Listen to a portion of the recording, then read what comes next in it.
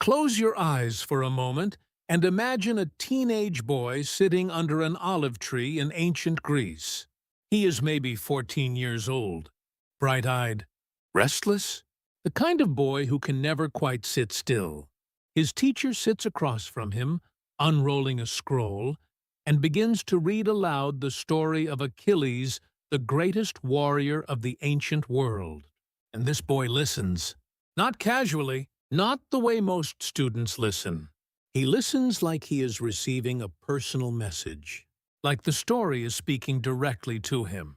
That boy is Alexander, and that moment, that burning, consuming desire to be the greatest who ever lived, is where our story begins.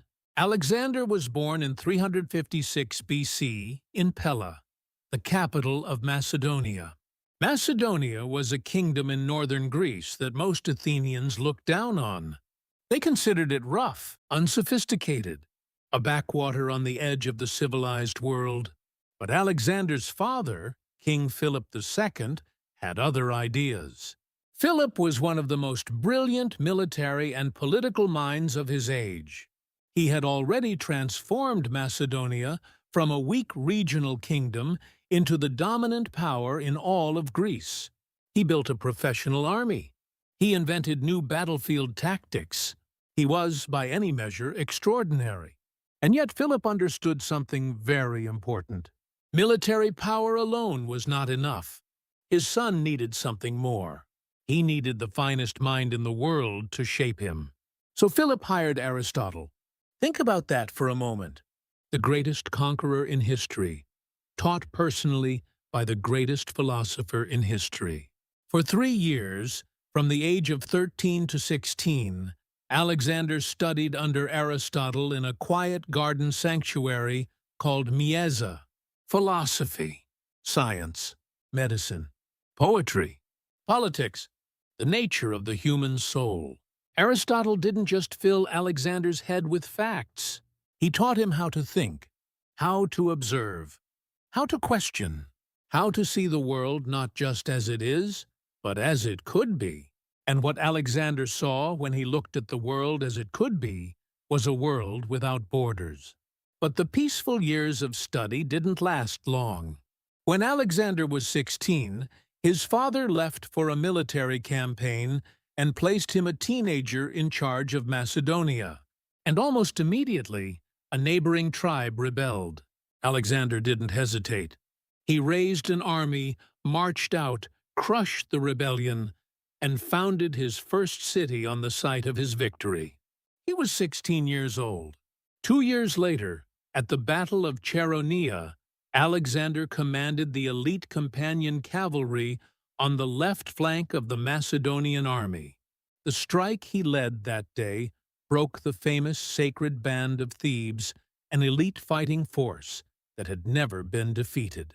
Philip watched his 18-year-old son shatter the greatest soldiers in Greece and reportedly wept with pride. But the relationship between father and son was complicated. Philip remarried. Political tensions rose. There were arguments, a dramatic falling out, and a period of exile for Alexander. The two eventually reconciled, but the reconciliation didn't last long. In 336 BC, at a royal celebration, Philip II was assassinated. Alexander was 20 years old, and suddenly he was king. The transition of power was violent and fast. Rivals were eliminated. Rebellions were crushed. Greek city-states that thought the young king could be pushed around quickly learned otherwise. When Thebes revolted, Alexander destroyed the city completely, leaving only the temples and the house of the poet Pindar standing. The message to the rest of Greece was crystal clear. I am not my father. I am something new, and I will not be tested twice. With Greece firmly under his control, Alexander turned his eyes east, to Persia, the ancient enemy of the Greek world. The empire that had invaded Greece twice, burned Athens to the ground, and humiliated an entire civilization. His father had dreamed of invading Persia, had planned it, had never gotten the chance. Alexander would not make the same mistake. In the spring of 334 BC, he crossed the Hellespont, the narrow strip of water separating Europe from Asia, with an army of around 40,000 men. Before crossing, he threw his spear into the Asian soil from the bow of his ship. It was not just a dramatic gesture. It was a declaration. He was claiming Asia as his territory, won by the spear, before he had fought a single battle on Asian soil. The boy who had grown up dreaming of Achilles was now crossing into Asia, just as the heroes of the Iliad had done 1,000 years before him. And the world, though it didn't know it yet, would never be the same. When Alexander crossed into Asia in 334 BC, he was 21 years old. He had never lost a battle. He had never even come close. But what lay ahead of him was not a small regional conflict. He was marching against the largest empire the world had ever seen. The Persian Empire stretched from modern-day Turkey all the way to the borders of India. It controlled millions of people, vast wealth, and an army that dwarfed his own. Most people thought he was walking to his death. They were wrong. The first major test came almost immediately. At the Granicus River in modern-day Turkey, Alexander faced a Persian force that had taken the high ground on the opposite bank. His generals urged caution. Wait until morning. Assess the situation. Be careful. Alexander didn't wait. He charged directly into the river, leading from the front, personally cutting through the Persian lines. It was reckless, it was brilliant, and it worked. But the Granicus was just the opening act. The real confrontation came at Issus in 333 BC.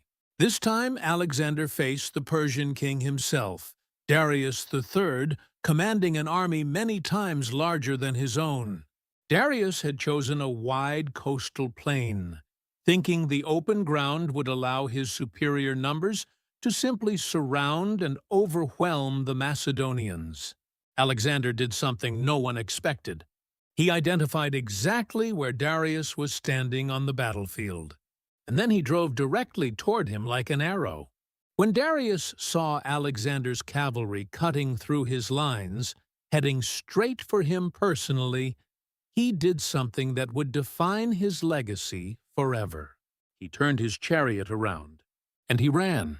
The king of the greatest empire in the world fled the battlefield, and with him fled Persian morale. Alexander captured Darius's entire family, his mother, his wife, his daughters. He treated them with complete respect and dignity. It was a calculated gesture, a message to the Persian people: I am not here to destroy you. I am here to replace your king. Then came Gaugamela in 331 BC, the final decisive confrontation. Darius had assembled the largest army of the ancient world. Estimates range from 100,000 to over 200,000 soldiers. Alexander had around 47,000. Once again, Alexander struck directly at the center where Darius stood. Once again, Darius fled. And this time, there was no recovery. The Persian Empire, the most powerful civilization on Earth, collapsed in a single afternoon. Between battles, something fascinating was happening to Alexander himself. He was changing. Or perhaps more accurately, he was becoming something he had always believed he was. In Egypt, the priests of the oracle at Siwa greeted him as the son of the god Amun. Alexander accepted this without hesitation. To the Egyptians, he was not a foreign conqueror. He was a divine liberator who had freed them from Persian rule. He founded a city on the Mediterranean coast and named it after himself, Alexandria, a city that would become one of the greatest centers of knowledge in human history. But then came a moment that has haunted historians ever since. At Persepolis, the ceremonial heart of the Persian Empire, a city of breathtaking palaces and towering columns, Alexander burned it to the ground. Why? Some historians say it was revenge for the Persian burning of Athens 150 years earlier. Some say it was a drunken mistake he later regretted. Some say it was a deliberate political signal, a declaration that the old Persian order was finished forever. Whatever the reason, standing in the ashes of Persepolis, Alexander had achieved something no Greek had ever dreamed possible. He had destroyed the empire that had haunted the Greek world for generations, and yet he kept marching. This is the part of Alexander's story that moves beyond military history into something almost mythological. After Persia, there was no strategic reason to keep going. He had already won more than anyone could have imagined. His generals begged him to stop. His soldiers were exhausted. They had been marching for years. They missed their families. They missed home. Alexander pushed them forward anyway, through modern-day Afghanistan, through the mountains of the Hindu Kush in winter, through the scorching deserts of Central Asia, each landscape more brutal than the last, each enemy more unfamiliar than the one before. And then India. At the Battle of the Hydaspes River in 326 BC, Alexander faced something he had never encountered before: war elephants. Enormous, thundering walls of animal and armor that terrified even his battle-hardened veterans. And yet he adapted. He found a way through. He won. But at the Hyphasis River, something finally broke. His soldiers sat down, and they refused to go any further. For the first and only time in his life, Alexander was stopped. Not by an enemy army, not by an ocean or a mountain range, but by the exhaustion and the heartbreak of the men who loved him most. He wept. He sacrificed to the gods. He waited 3 days, hoping they would change their minds. They didn't. And so Alexander, for the first time, turned back. He had marched over 20,000 miles. He had fought across 3 continents. He had never lost a single battle. And he was 30 years old. The march of a god was over. But the world he had created, the world where East and West had violently, irreversibly collided, that world was just beginning to reveal what it truly was. And that is exactly where our final chapter begins. When Alexander turned back from the Hyphasis River, something had shifted. Not just in his army, in Alexander himself. The man who had wept because there were no more worlds to conquer was now, for the first time, facing a question he had never had to answer before. Not how do I defeat the next enemy, but something far harder. What do I do now? He spent his final years in Babylon, the ancient city he had chosen as the capital of his empire. He was planning new campaigns: Arabia, the Western Mediterranean, perhaps even Rome. He was reorganizing his administration. He was experimenting, boldly and controversially, with merging Greek and Persian culture at every level of government and society. And then, in June of 323 BC, after a banquet and several days of fever, Alexander the Great died. He was 32 years old, and the world he left behind was unlike anything that had existed before. Alexander left no clear successor. When his generals gathered around his deathbed and asked who should inherit the empire, he reportedly whispered the strongest. It was either a profound political statement or a dying man's final act of chaos. Possibly both. What followed was 4 decades of brutal war among his generals' men. History calls the Diadochi, meaning the successors. They fought, betrayed, assassinated, and maneuvered until the empire had fractured into several large kingdoms. The Ptolemaic kingdom in Egypt, the Seleucid Empire across Persia and the Middle East, the Antigonid kingdom in Macedonia and Greece. On the surface, this looks like failure. A great empire built by one man, torn apart by his generals within a generation. But look more closely, and you see something remarkable.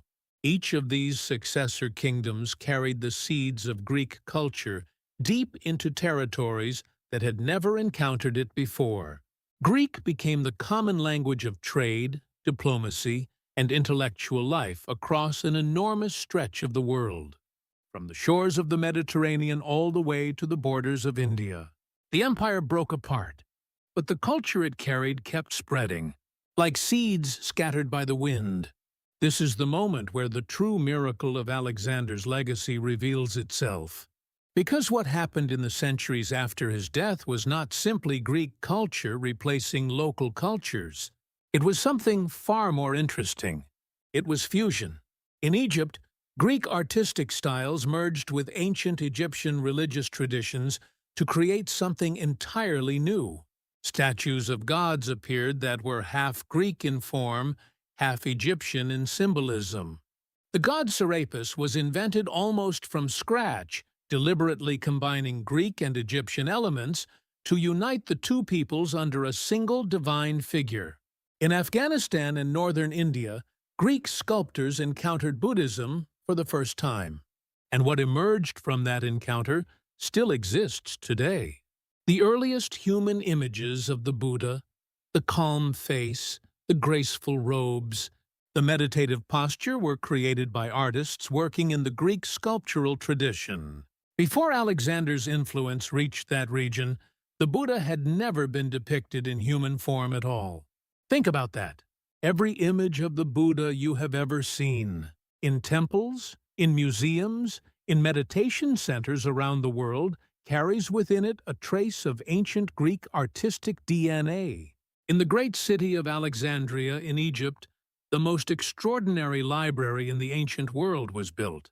Scholars came from every corner of the known world: Greek, Egyptian, Jewish, Persian, Indian. They brought their texts, their traditions, their scientific knowledge. And in that single building, on the shores of the Mediterranean, the intellectual traditions of East and West sat side by side and began to talk to each other. Euclid wrote his geometry there. Eratosthenes calculated the circumference of the Earth there with remarkable accuracy over 2,000 years before the space age. It was a place where the collision of cultures produced not destruction, but illumination. And then there is Rome. Rome conquered Greece militarily, but the Romans themselves openly admitted what had happened culturally. The poet Horace put it perfectly when he wrote that captive Greece had taken its captor captive. Roman religion absorbed Greek gods and gave them new names. Roman architecture imitated and expanded Greek forms. Roman philosophy was built almost entirely on Greek foundations. The New Testament, the foundational text of Christianity, was written not in Hebrew or Latin, but in Greek, the common language Alexander had spread across the ancient world. The chain of influence that runs from Alexander's conquests through Hellenism, through Rome, through early Christianity, and into the foundations of modern Western civilization is not a theory. It is one of the most well-documented cultural transmissions in all of human history. A 21-year-old king crossed a river with a spear and a dream, and the ripples from that moment are still reaching us today. So what do we make of Alexander? Hero or tyrant? Visionary or megalomaniac? The answer, honestly, is that he was all of these things at once. He was a human being of staggering gifts and staggering flaws, operating at a scale that most of us can barely imagine. But here is what history has made undeniably clear. When East and West collided under Alexander's march, when Greek philosophy met Persian administration, when Greek art met Buddhist spirituality, when Greek language became the tongue of scholars from Egypt to India, something was born that was greater than any of its parts.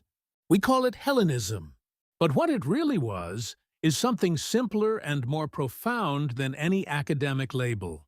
It was the first time in human history that different civilizations looked at each other, truly looked, and found that the distance between them was smaller than they had thought. Alexander didn't just conquer the world, he introduced it to itself, and in doing so, he built a bridge between East and West that, in one form or another, has never completely fallen.